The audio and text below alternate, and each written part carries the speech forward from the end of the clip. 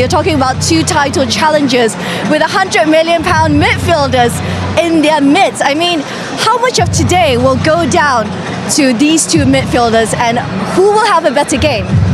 I think it's going to come down to, look, you know, the European game is going to be important for both sides, and see how you're going to bounce back, because sometimes you peak once a week, now they got to peak twice. And I think that's going to be the key thing. Chelsea played Barcelona with high energy. Arsenal, they cannot do that because Arsenal is used to that. So now it's going to be to a tactical move. Who is very good in transition and making sure you win the second ball. But Moises Caicedo versus Declan Rice is that midfield battle that we're in for here today. Look, different profiles of midfielder, let's put it that way. But who's actually the better midfielder in your opinion? Oh, you asked me that? My heart is blue, his heart is red. So, you know what I'm going to say. Look, if I was playing, my time I was playing, Caicedo, you know, he wins balls, he battles, I can count on him, he closes the inside for me, we will need him to do that today, because, you know, Saka, if he goes in, you need someone to cover for you, so in that scale, yes, but Rice, come on, if you don't mention him, you're just great, you don't like football. Yeah, I mean, I know you're not going to be biased in any way whatsoever. No, honestly. So I played with Eddie Newton, who actually, people talk about the Makelele role. Eddie Newton was pre-Makelele. It should be talking about the Eddie Newton role. But I think Moises Caicedo is the better number 6 out the two.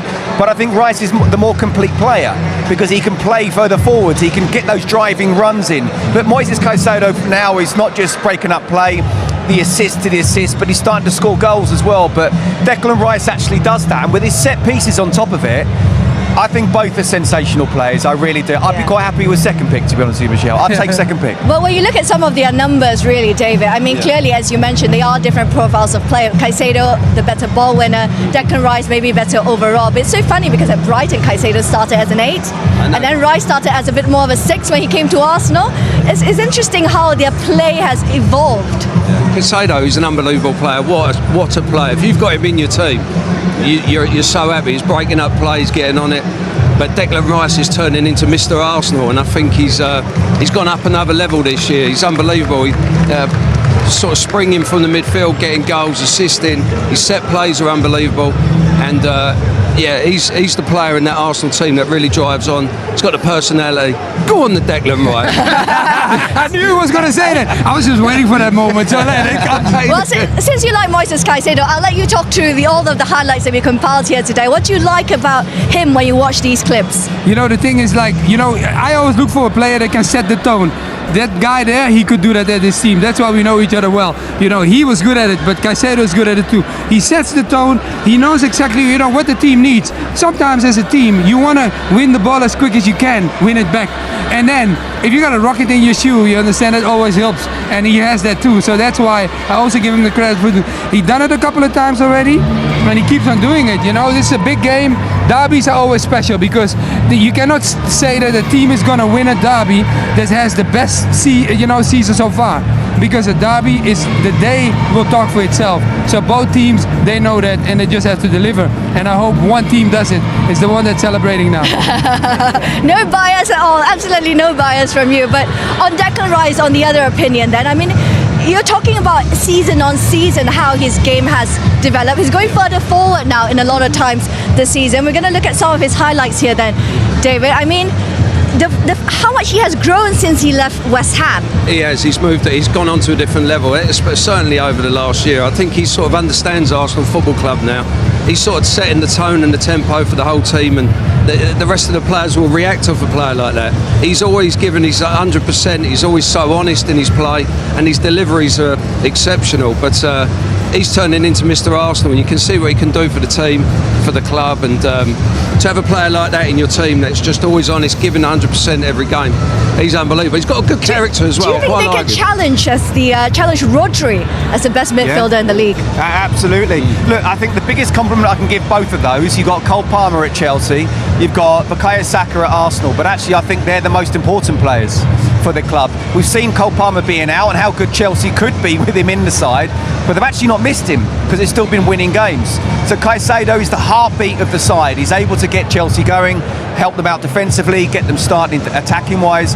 The same with Declan Rice as well. So I mean, look, let's not forget Declan Rice started here at Stamford Bridge before he went That's in true. the youth team. That's Trying true. to claim him as a Chelsea player, aren't you? Look. Look, I'm West Ham as well, you know. So, but what I would say is, he's one of those players. Just when you think he can't get even better, he does. He's getting better season on season on season, and it bodes well not just for us. But is that what makes the difference in this Arsenal side? When you look at their squad depth here that we have here, every single position has at least 2 or 3 high quality players. This is the difference between Arsenal from seasons ago and Arsenal squad versus, say, Liverpool or City or Chelsea. Absolutely, and I think they're ready mentally as well after what's happened of the previous 3 seasons. But we talk about the strength in depth. I mean, yes, Gabriel and Saliba are out, so Nkapie and Mosquera come in. Calafiori, don't forget, can go into the middle. So too can Timber as well, and Ben White. So it's not just squad in depth, but there's also versatility there as well. So, but as you say, this is the first time in a really big game that both of the 2 first choice centre halves are not playing. We know how good Gabriel is in the box scoring goals, but also defending. For Saliba to be out as well against Chelsea, we just said, I believe, is the second best team in the country right now, against a team that also just finds a way to score goals. This is going to be a big test for 2 players who very rarely play together. I think it's all credit to the managers as well and the good job they're doing, because they're keeping all these players happy. When you're not in the team, I mean, when we were playing, it was completely different. You were at the team, you were hard to manage. I was anyway. I don't believe that. Can you James, believe at all. that? No. You're an angel, I'm sure. I was an angel, yeah. But you see Martinelli, for instance, he's out the team, he's not playing, but when he comes on, he's having a positive effect on the team, and that's what you need to do. Good managers, and I think both squads, they can double up all over the pitch, and that's the difference. But managing it, that's the hard bit. I just think from a player's point of view, the players feel they're on the verge of something special for Arsenal. They've been on the verge for a couple of years, and now actually, you look where they are in the Premier League, you look where they are in the table of the Champions League. They know they're into something special, and you can't knock on the door if the team's winning all the time, but actually you also know that Arteta will rotate, and today is a day for rotation. Mikel Arteta has made it clear that Arsenal will need to unleash their complete player against Bayern Munich. The Gunners host the German champions at the Emirates Stadium on Wednesday, and one man in particular could be decisive. Ebereki Eze, described as a very complete player by teammate Mikel Merino, is emerging as one of Arsenal's most dangerous weapons ahead of their Champions League clash with Bayern. The 27-year-old announced himself in North London with a stunning hat-trick in his first derby since arriving in a £67.5 million move from Crystal Palace. His 3 brilliant goals dismantled Tottenham, and truthfully, he could have scored even more. Merino believes every one of Arsenal's 8 summer signings has lifted the squad's level, helping the team build a 6-point lead at the top of the Premier League. But Wednesday's matchup is different. Bayern Munich, the reigning Bundesliga champions, represent the toughest test yet for Arteta's side.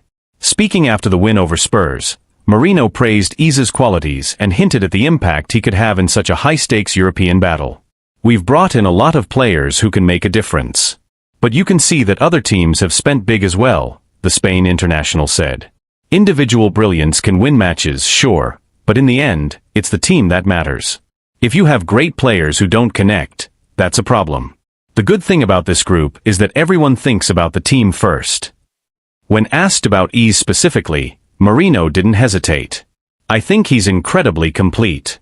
He can dribble, he can pass, and his technical quality is outstanding.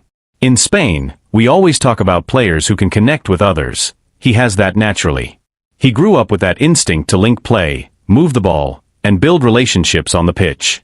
He also has the mindset to get involved, demand the ball, and influence the game.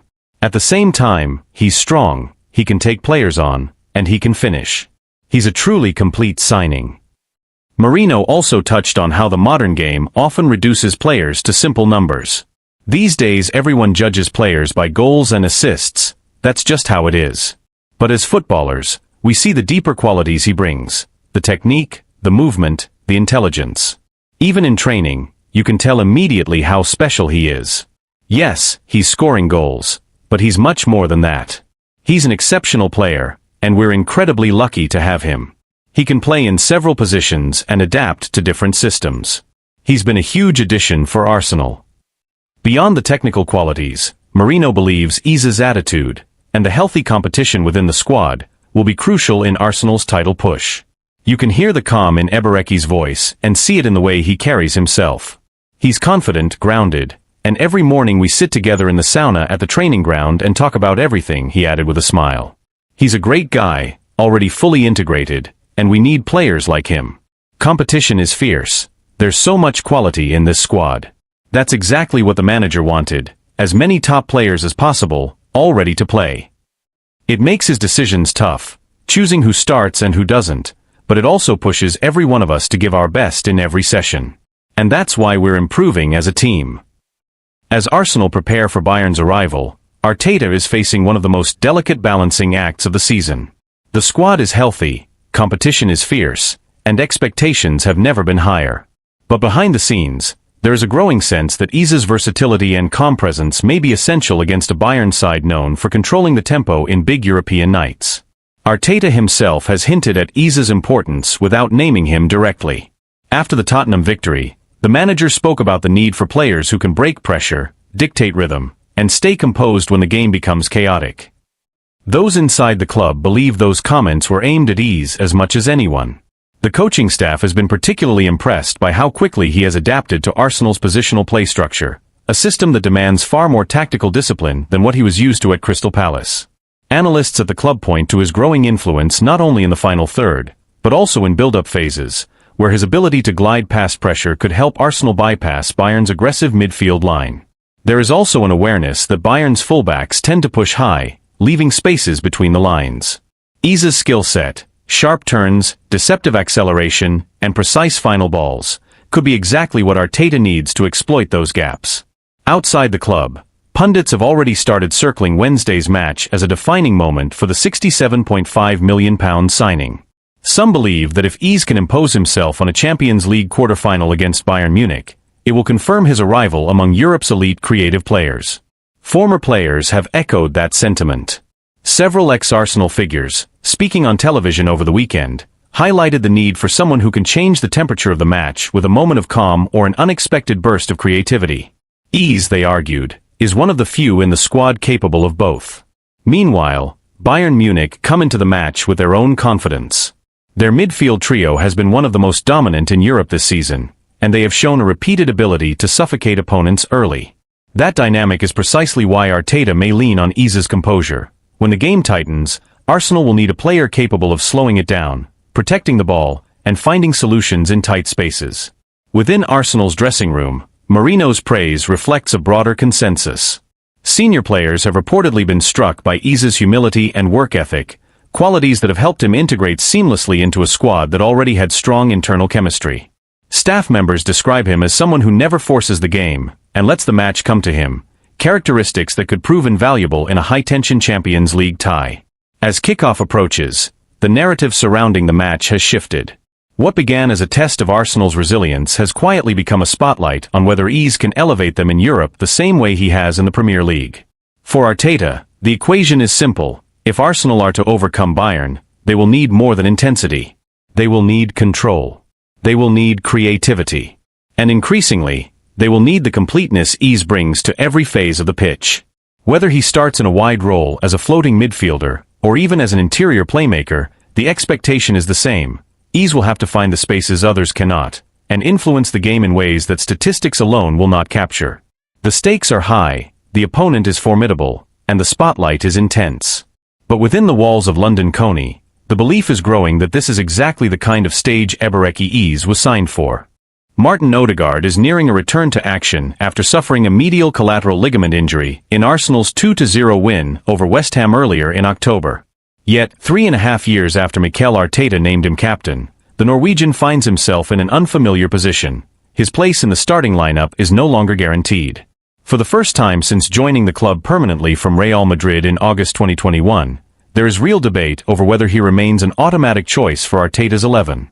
Odegaard, now 26, has been central to Arsenal's resurgence under Arteta, the conductor who shaped the team's rhythm through some of their most fluid football. But this season, the Gunners have been forced to navigate long stretches without their captain, first due to a shoulder issue that kept him out of 4 matches in September, and then because of the knee collision with West Ham's Crescencio Somerville that sidelined him again. And during his absence, something significant happened. Eberecki Iza stepped into the spotlight. Iza's sensational hat-trick in the North London Derby has complicated the picture.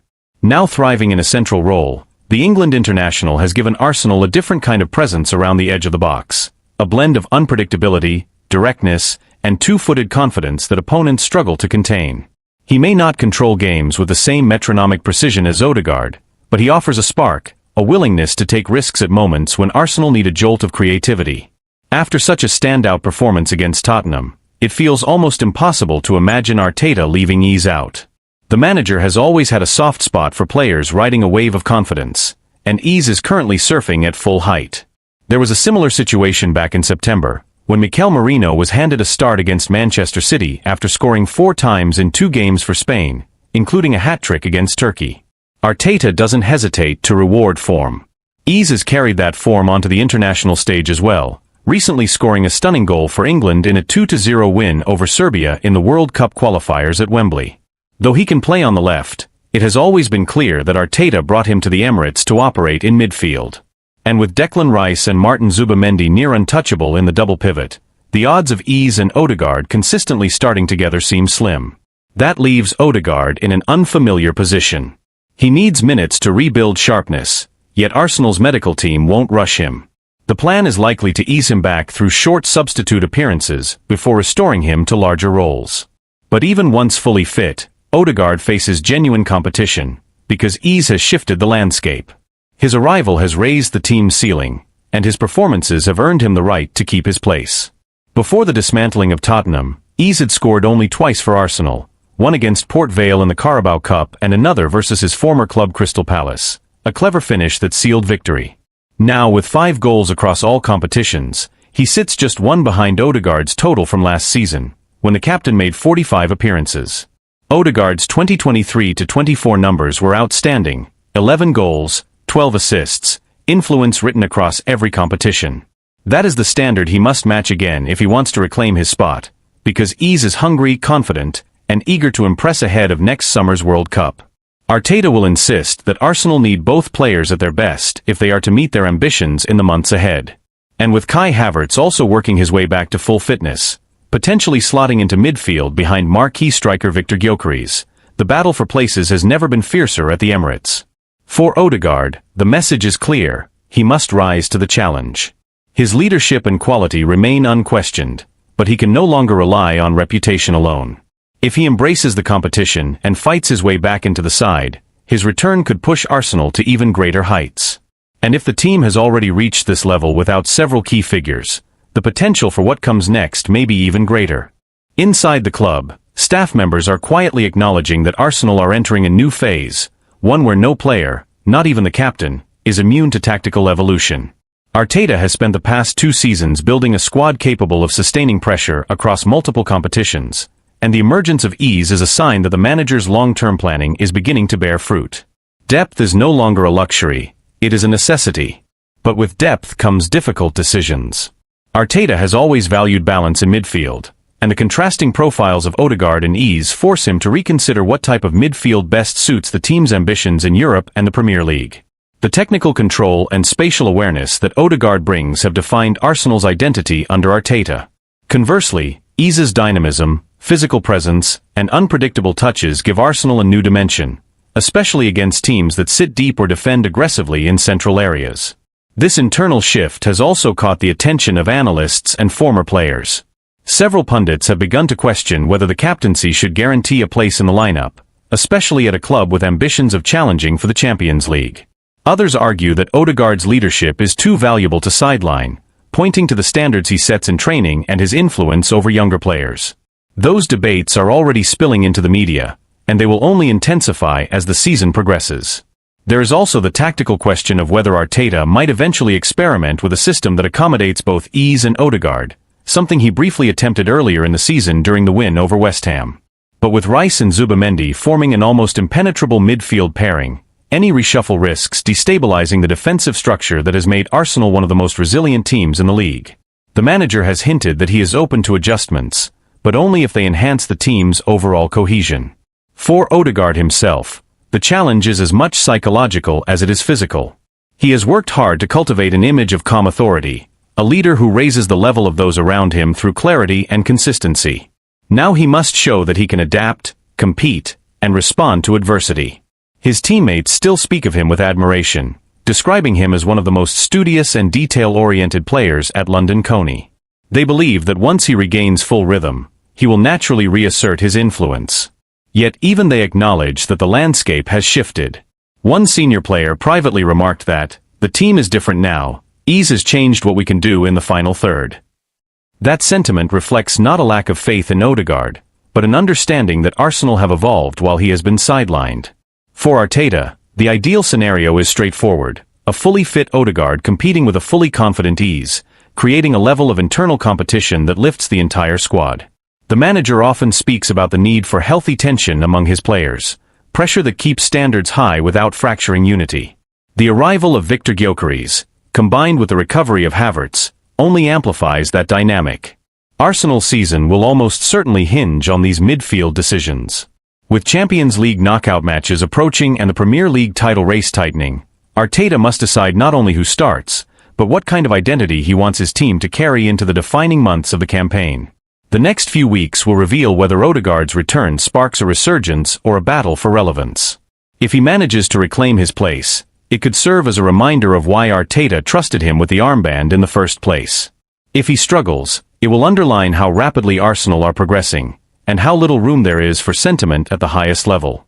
Either way, the captain's response will shape not just his future, but the trajectory of a team that believes it is on the brink of something significant.